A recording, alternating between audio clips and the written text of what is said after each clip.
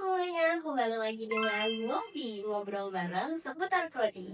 Jadi, ngopi hari ini akan ditemani oleh saya, Adi Badriana Putri selaku moderator, dan ada narasumber spesial kita. Saya Tiara Pemandu Lestari dari Prodi Pendidikan Profesi Bidan Poltekkes Kementerian Kalvi. Jadi, narasumber spesial kita ini ada Kak Tiara dari Profesi Kebidanan Aljaja.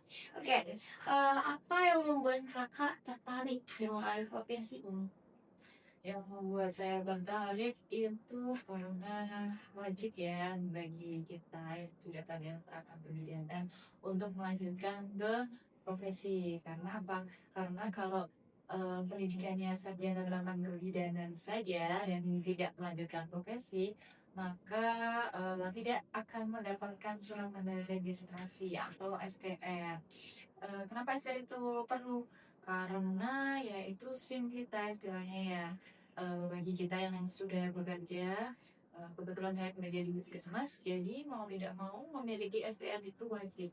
Kalau saya hanya berpendidikan sarjana terapan kebidanan saja, tidak melanjutkan ke profesi, maka saya tidak bisa melakukan pelayanan pasien di puskesmas. Wajib yang punya ya Kak berarti. Iya. Pandangan Kakak sendiri terhadap profesi bidan ini apa sih Kak? Profesi bidan itu eh, kuliah yang menyenangkan ya. Ya itu seperti yang tadi sudah saya bilang, kita bekerja bagi yang sudah bekerja, maka kita kan lebih banyak praktek kalau profesi. Dan itu prakteknya di tempat kerja kita masing-masing. Misalkan kalau saya di puskesmas, ya saya prakteknya di puskesmas. Tetapi ada stase tertentu yang nanti eh, apa namanya tidak di puskesmas, misalkan kayak kemarin itu ada sentase bersalin. Nah itu di screening karena kebetulan puskesmas tempat saya bekerja bukan puskesmas persalinan yang menerima persalinan seperti itu. Jadi eh, harus selain di puskesmas kita prakteknya ada juga nanti yang di rumah sakit stase berikutnya. Itu ya Kak.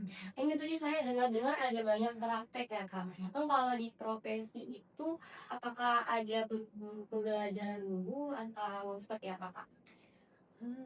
Di awal-awal perkuliahan ada materi yang disampaikan oleh dosen, baik dosen di Poltek sendiri maupun dosen luar.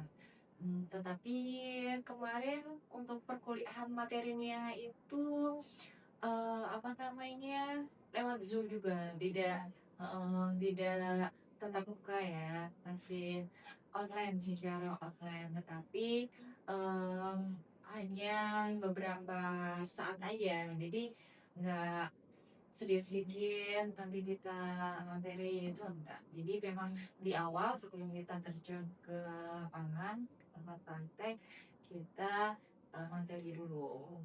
Seperti itu. Baik, seperti yang kita tahu, Kak Tiara kan ini sudah bekerja ya Kak, memang sudah bekerja. Lalu Kakak juga sedang menempuh pendidikan profesi. Bagaimana cara Kakak untuk membagi waktu Kak? Di sela-sela pekerjaan, ada juga praktik. Hmm, Ya itu sih tantangan sendiri ya masalah membagi waktu itu. Ya sebisa mungkin kita memanfaatkan waktu dengan baik. Kebetulan kan kalau di puskesmas sekarang kan semuanya serba elektronik ya. Rekam medis pun sekarang pakai rekam medis elektronik. Kalau saat waktu ada pasien ya kita melayani pasien. Nah kan pasien tuh kadang tidak selalu datangnya itu terus menerus, ada jedanya. Di sela-sela itu kita bisa bikin, misalkan ada tugas bikin poster, kita bikin poster. Kemudian setelah selesai pelayanan, kebetulan kan pelayanan di puskesmas itu kalau Senin sampai Kamis itu sampai jam 12. Tapi selebihnya memang ada pekerjaan yang lain ya. Nah kita sebisa mungkin selesaikan kewajiban kita yang dirasa deadline-nya eh, hampir habis ya, habis waktunya baru kita mengerjakan tugas kita. Seperti itu sih. Kemudian kalau misalkan kira-kira tugas kita dirasa belum selesai saat bekerja. Sebenarnya nggak boleh ya, kalau bekerja ya bekerja aja ya. Tapi ya mau gimana lagi, kita kan juga dituntut, bukan kita, sebenarnya kewajiban karena kita memang mahasiswa, namanya mahasiswa juga harus wajib menyelesaikan tugas gitu, nanti dilanjutkan di rumah. Tapi karena saya juga sudah berkeluarga ya, nah itu juga kita yang nanti waktunya tidur kita mengizinkan, walaupun begadang ya enggak apa-apa. Namanya juga sekolah ya, memang sekolah itu ada tugas dan harus diselesaikan, nah itu wajar sih. Luar biasa sekali ya Kak Tiara sebagai ibu rumah tangga, sebagai pekerja dan juga sebagai seorang mahasiswa. Ngomong-ngomong tadi kakak dibahas tentang pasien ya kak. Eh, Gimana kak cara membangun empati pada ibu hamil yang mungkin kakak temui di tempat bekerja atau praktek dengan latar belakang yang berbeda-beda. Jadi di puskesmas itu selain ibu hamil sebenarnya banyak juga pasien yang kita layani. Kalau bidan itu juga melayani KB, melayani bayi baru lahir, terus kemudian balita. Kalau balita itu usia 12 sampai 60 bulan. Kemudian angka sekolah, anak prasekolah itu 60 bulan sampai 72 bulan ya, atau 6 tahun sampai 7 tahun. Nah itu semuanya ada di puskesmas dan kita layani. Kalau ibu hamil sendiri nanti kita layani di ruang ibu hamil. Nah dari pasien-pasien tersebut tentunya memang dari berbagai latar belakang ya. Apabila eh, mereka datang dengan keluhan seperti apa namanya, kalau di trimester pertama tuh ibu hamil kan mual muntah gitu ya. Ya kita edukasi, misalkan ibu memang wajar kalau kamu minta gitu. Terus kemudian kita juga nggak boleh membedakan tampilannya. Misalkan penampilannya ada yang rapi, ada yang wangi, ada juga yang mohon maaf kebalikannya, ada yang istilahnya kurang rapi. Kemudian dari segi penampilan, apa namanya, istilahnya gimana ya, bisa Kakak harus diucapkan pasti bisa kan, bisa membayangkan sendiri bagaimana, karena memang sesuatu fasilitas kesehatan tingkat pertama, jadi dari berbagai latar belakang masyarakat yang berbeda kita harus memanusiakan manusia seperti itu.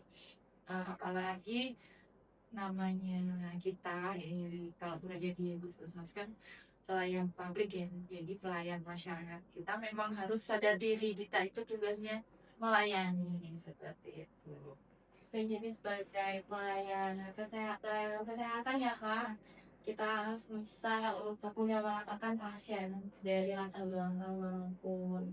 Oke, jadi eh, kesan dan pesan kakak untuk selama kakak menempuh pendidikan di profesi ini hanya saja. Kesannya lanjutkan pendidikan sedini mungkin ya, kalau bisa, karena kuliah itu menyenangkan, bekerja itu juga menyenangkan, tapi lebih menyenangkan sebenarnya sekolah. Bedanya apa? Bedanya kalau bekerja itu dapat duit. Dapat Ya, untuk pesannya sendiri kita ambil dari kutipan hadis saja ya. Tolabul ilmi faridatun alam kulli muslimin. Artinya menuntut ilmu itu wajib bagi setiap muslim. Masya Allah, benar ya teman-teman. Jadi ilmu itu sangat penting, apalagi bagi seorang muslim.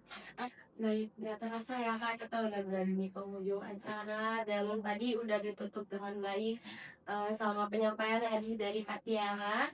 Saya ucapkan terima kasih banyak Kak Tiara sudah meluangkan waktunya pada segmen ngopi pada hari ini.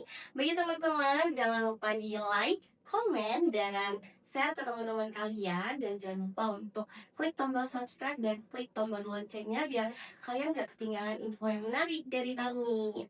Bagi teman-teman yang masih memiliki pertanyaan, bisa langsung aja komen di kolom komentar ini. See you.